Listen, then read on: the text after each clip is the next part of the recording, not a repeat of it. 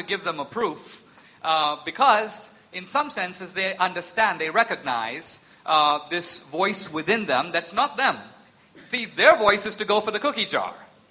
But there's this other voice, not them, that's saying not to. Now, what is the source of that voice?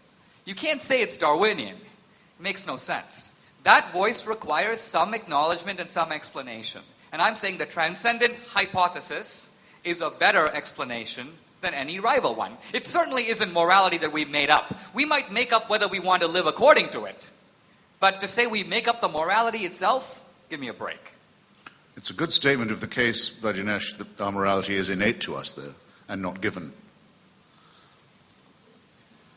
Okay, next question. I'd first like to thank both of you guys for coming here. It's a pleasure. And my question is for Mr. Hitchens.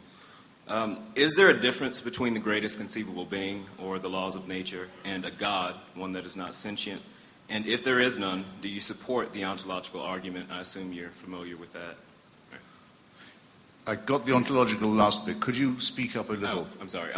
Is there any difference between the greatest conceivable being in the ontological argument and a God that is not sentient, one that Mr. D'Souza would argue for? And if there is none, would you not support the ontological argument, which could in many cases prove the existence of God?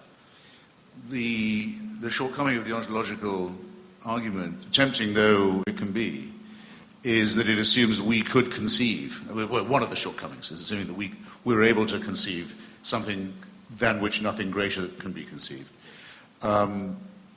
It would be difficult for us, I think, to be able to stretch our minds to that limit of conception and not award sentience, because that seems to me, though again, you're always hovering on the verge of tautology here, greatness to us is in some way indissoluble from consciousness or sentience.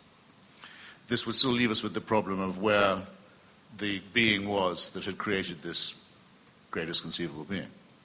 It still leads you to an infinite regression. If it was any good, it would have worked by now, the ontological argument. Okay. In the interest of time, we'll move in. I have a lot to say on this argument, and I do in my book, but I'm going to let it go because I'd like to take more questions. Okay, next question. This question is for Mr. D'Souza.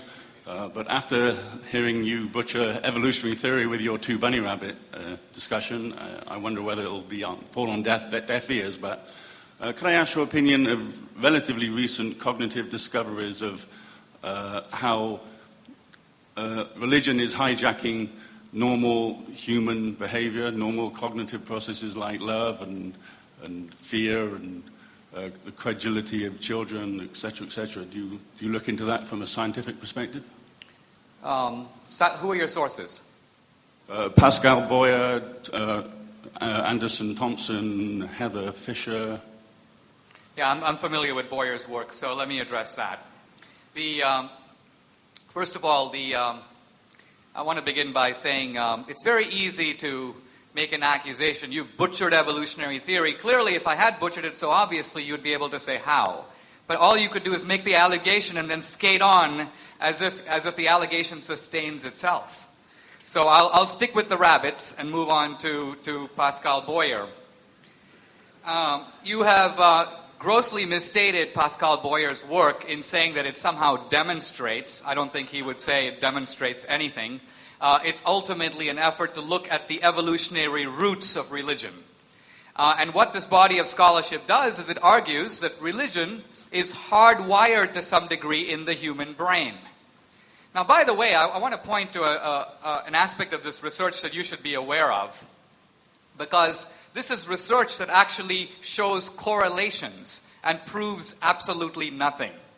It's a little bit... In fact, the research, in a sense, was available 100 years ago. Everybody knows that if you give someone a heavy blow to their head, they lose consciousness. And so the argument is that the brain must cause consciousness, because without a brain, no consciousness. Similarly, if you find a guy who prays, you can, through magnetic resonance imaging, look and see which parts of the brain light up, and you can jump to the conclusion, hey, that's the religious center in the brain that is causing the religious experience. I want to point out that logically there are non sequiturs buried in all this. After all, if I see a bright light and something lights up in my brain, it doesn't mean that my brain reaction is causing the light.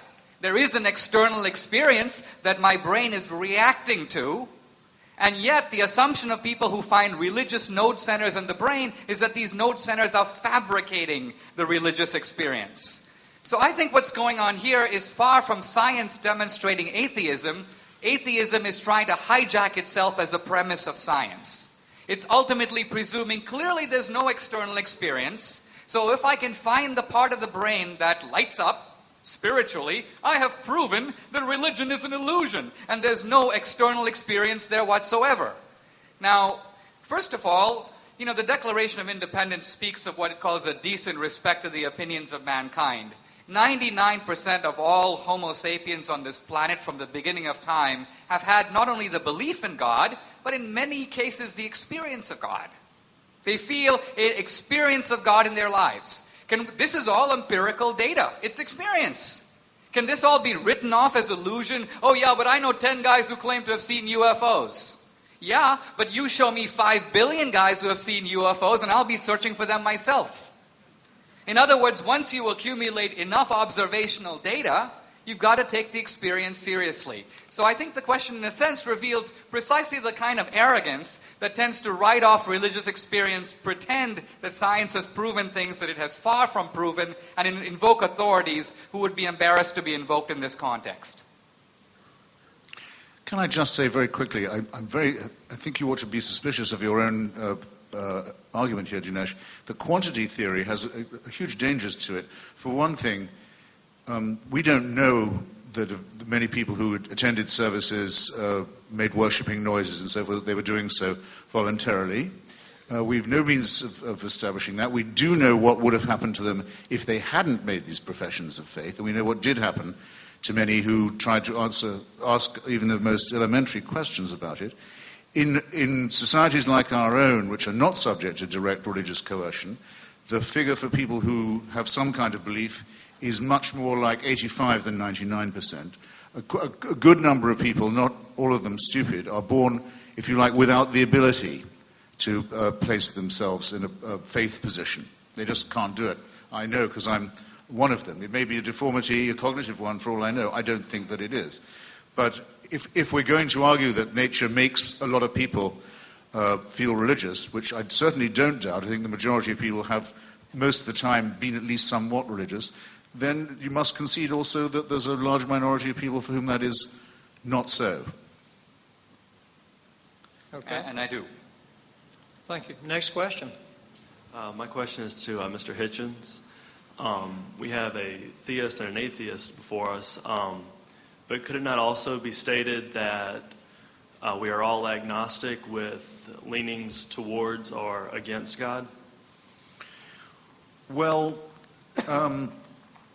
Thomas Huxley, who was Darwin's great champion, is a man I respect in many ways, and his famous debate with Bishop Wilberforce is an imperishable document at the Museum of Natural History in Oxford. But I often feel I can't thank him for inventing the word agnostic, which he did. I think the word, I hope this is interesting to you, it's a product really of Darwin's own wish that his theory not be harmful to Christianity. He hoped very much when he first evolved it, that the origin of species and the theory of natural selection was going to be compatible with faith.